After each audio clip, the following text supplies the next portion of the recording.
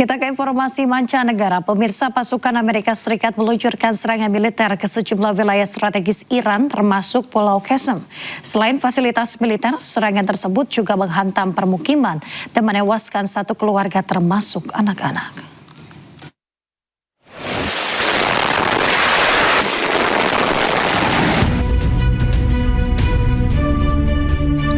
Setelah hampir seminggu berhenti, pasukan militer Amerika Serikat kembali melanjutkan serangan terhadap Iran. Serangan tersebut sebagai balasan atas serangan rudal Iran sebelumnya ke pangkalan militer AS di Yordania. Komando Pusat AS atau CENTCOM mengklaim bahwa selama lebih dari 20 jam pasukan AS menghantam puluhan fasilitas IRGC atau Korps Garda Revolusi Iran. Mereka menargetkan fasilitas rudal dan drone hingga lokasi pengintaian serta pertahanan di wilayah pesisir. Serangan udara Amerika Serikat juga menghantam sejumlah wilayah strategis Iran termasuk Pulau Qasem. Serangan tersebut telah menghancurkan area permukiman yang mengakibatkan kerusakan hebat. Media Iran melaporkan sebuah bangunan tempat tinggal di Pulau Qasem menjadi sasaran serangan yang menewaskan satu keluarga termasuk anak-anak.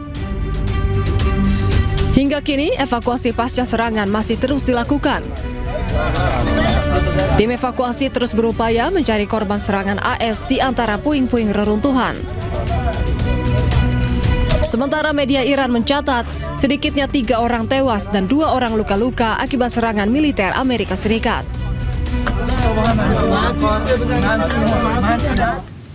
Pemirsa, serangan Amerika Serikat ke Pulau Qasem, Iran turut memakan korban jiwa. Di antaranya adalah anak-anak.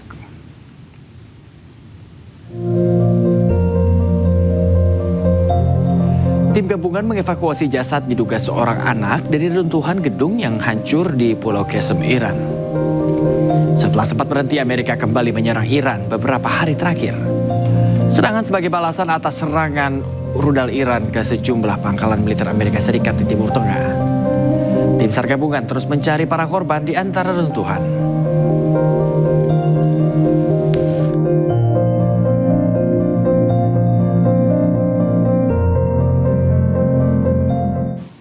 Pemirsa, Presiden Amerika Serikat Donald Trump tegaskan akan menyerang balik Iran. Serangan akan dilakukan dengan sangat keras. I've been briefed.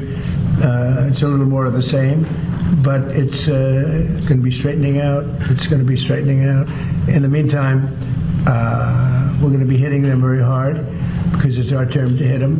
They know it's coming. They're asking us not to do it, but they tried shooting it last night. So we had 5 rocket shots going 8,500 miles an hour, and all 5 rockets were knocked down to the ground. But they nevertheless took a shot, so it's our turn. And we'll see if we get there with an agreement at some point. Sementara itu, pemirsa, hingga kini kondisi di Selat Hormuz masih panas. Iran membantah adanya kesepakatan untuk membuka kembali jalur perdagangan strategis tersebut. Saat ini kapal-kapal masih mengantre untuk bisa melintasi Selat Hormuz.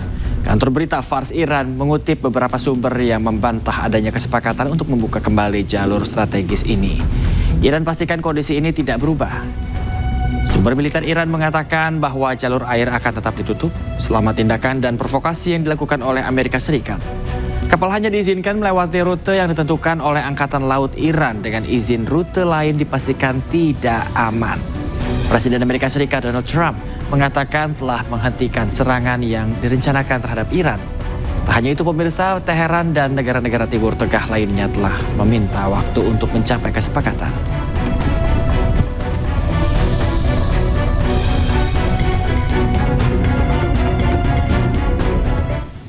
Empat 14 orang tewas dan 20 lainnya luka-luka dalam serangan bom bunuh diri di dekat kantor polisi Kabul di distrik Swat, Pakistan.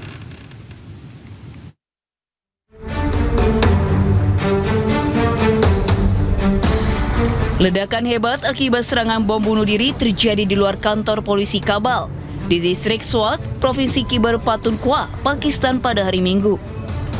Petugas keamanan langsung memasang garis polisi di sekitar lokasi kejadian.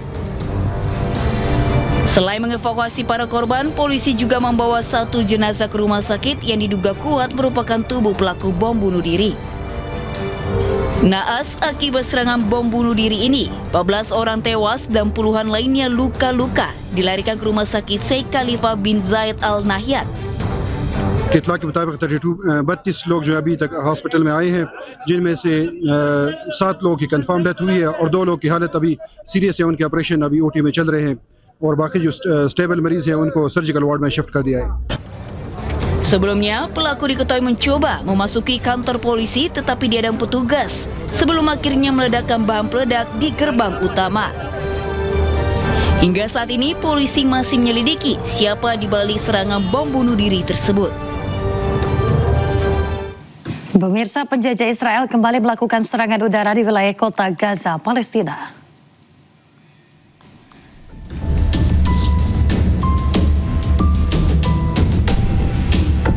Militer Zionis mengerahkan pesawat tempur dan rudal untuk menargetkan sejumlah wilayah di Gaza, Palestina. Sejumlah bangunan, kendaraan, dan warga sipil tidak luput jadi sasaran bombardir teroris Israel. Serangan membabi buta militer Israel ini menyebabkan sungai darah di Gaza. Kejahatan perang terjadi di tengah gencatan senjata Hamas Israel yang digagas oleh Amerika Serikat. Sejak kejahatan senjata berlangsung, 1.250 orang syahid dan 4.110 terluka di Gaza.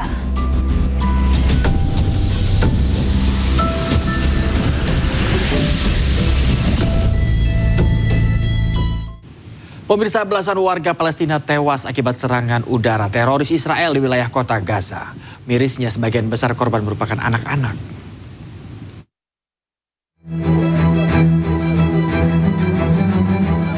Seorang anak terluka mendapat perawatan di ambulans usai serangan udara Israel melanda tenda pengungsian di kota Gaza. Para korban tewas maupun luka-luka langsung dilarikan ke kompleks medis Al-Shifa.